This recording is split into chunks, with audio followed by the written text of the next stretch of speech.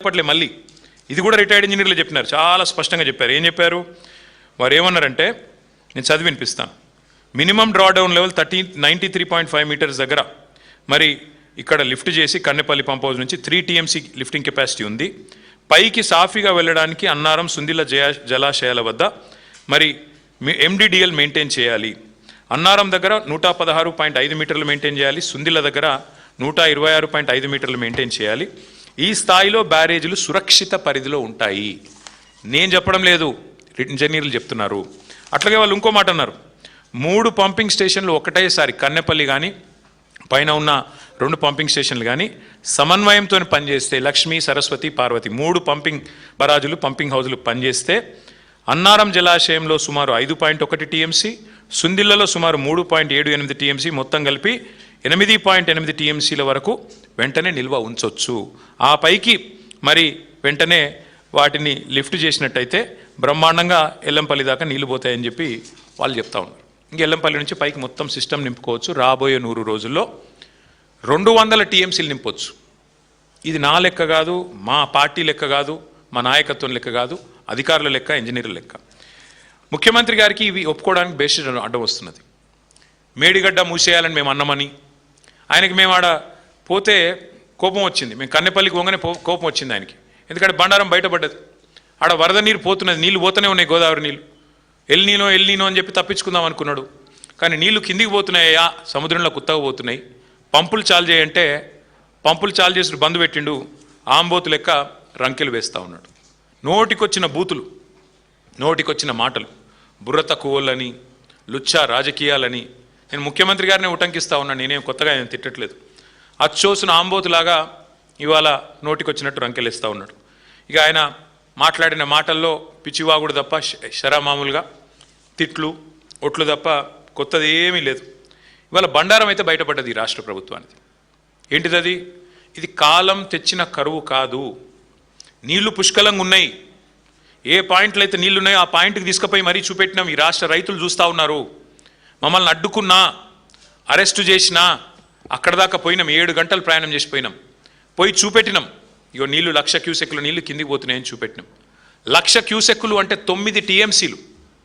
9 TMCలు రోజుకి 9 TMCలు కిందికి వృధాగా పోతా ఉన్నాయి. 9 TMCలలో కేవలం నువ్వు లిఫ్ట్ చేయాల్సింది 2 TMCలే. ఆ 2 TMCలు వచ్చే 100 రోజులు నువ్వు లిఫ్ట్ చేస్తే అన్ని రిజర్వాయర్లు SRSPతో సహా, మిడ్ మానేరుతో సహా, లోవర్ మానేరుతో సహా మొత్తం గోదావరి సిస్టంలో ఉండే మల్లన్న సాగర్, కొండపోచమ్మ సాగర్, రంగనాయక సాగర్, అన్నపూర్ణ, మలక్పేట, బస్వాపూర్ అన్ని నింపొచ్చు. సుభిక్షంగా గోదావరి మీద ఆధారపడ్డ 6-7 జిల్లాల, ఉమ్మడి జిల్లాల రైతాంగం వ్యవసాయం చేసుకోవచ్చు, బ్రహ్మాండంగా పంటలు పండించుకోవచ్చు. కరువుతో నిమిత్తం లేకుండా ఇది చేయవచ్చు. కానీ మీరు ఎట్లా ఉన్నారు రేవంత్ రెడ్డి గారు అంటే, మేడిగడ్డ కొట్టుకపోతుంది అంటాడు.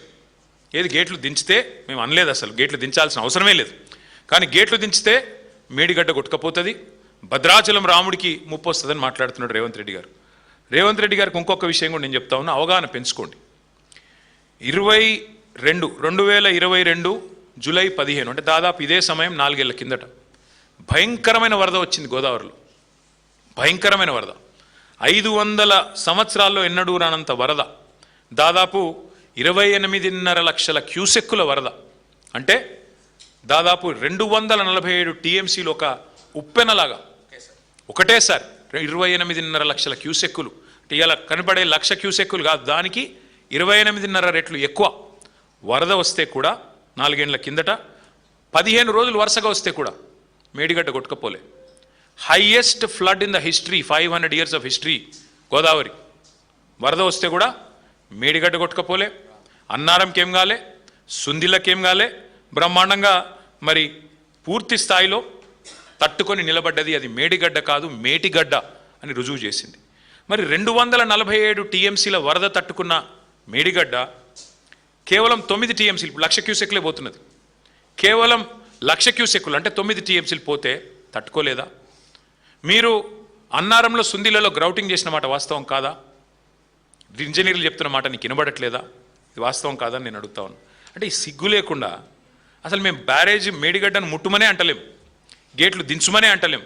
అది పోతున్నది 1,00,000 క్యూసెక్కులు. ఆనాడు మరి 15 రోజుల పాటు 247 టీఎంసీల నీళ్లు రోజు వచ్చినా తట్టుకున్న భద్రాచలం ఇవాళ 9 టీఎంసీలకు 1,00,000 క్యూసెక్ల ప్రవాహానికి కొట్టుకపోతుందంటే నువ్వు పిచ్చోనివా మంచోనివా నువ్వు ఏంటిది నువ్వు అనేది ఒకసారి రాష్ట్ర ప్రజలే రాష్ట్ర రైతులే ఆలోచన చేయాలని చెప్పి నేను కోరుతాను. ఇది నా లెక్కలు కాదు, ఇది కూడా సిడబ్ల్యూసి లెక్క అని చెప్పి కూడా నేను మీకు విజ్ఞప్తి చేస్తా ఉన్నాను. అట్లాగే ఇంకొక మాట కూడా మీకు చెప్పాలి. ఇప్పుడు ప్రజల్ని భయపెట్టడానికి, ప్రజల్ని భయభ్రాంతులకు గురి చేయడానికి, కాళేశ్వరం మీద మామూలుగా బురద జల్లడానికి పనికి మాలిన మాటలు మాట్లాడుతున్నాడు. ఏమంటాడు? 2022 వరదల ఫోటోలు చూపెట్టి అప్పుడు కన్నెపల్లి పంప్ హౌస్ మునిగింది అని చెప్పి అడ్డమైన మాటలు మాట్లాడుతున్నాడు. నేను వారికి చెప్పేది ఒకటే, ఇప్పుడు రెడీగా కన్నెపల్లిలో బటన్ నొక్కితే మోటార్లు పనిచేస్తాయి, పంప్ హౌస్ మంచిగా ఉంది, పాపం ఇంజనీర్లు కష్టపడుతున్నారు, నువ్వు పట్టించుకోకపోయినా వాళ్ళు మెయింటైన్ చేస్తున్నారు. ఒకవైపేమో నీళ్లు లేక రైతులు ఏడుస్తుంటే అదో విషాదం అనుకుంటే, నువ్వేమో ఒక పైశాచిక ఆనందంతో సాడిస్టిక్ ప్లెజర్తో నీళ్లు ఉండి నీళ్ళు ఎత్తక మా మీద కోపంతో ఇష్టం వచ్చినట్టుగా వ్యవహారాలు చేస్తూ ఉన్నావు. ఇవాళ రాష్ట్రంలో వాతావరణ శాస్త్రవేత్తలు చెప్తున్నారు, ఇంజనీర్లు చెప్తున్నారు, మరి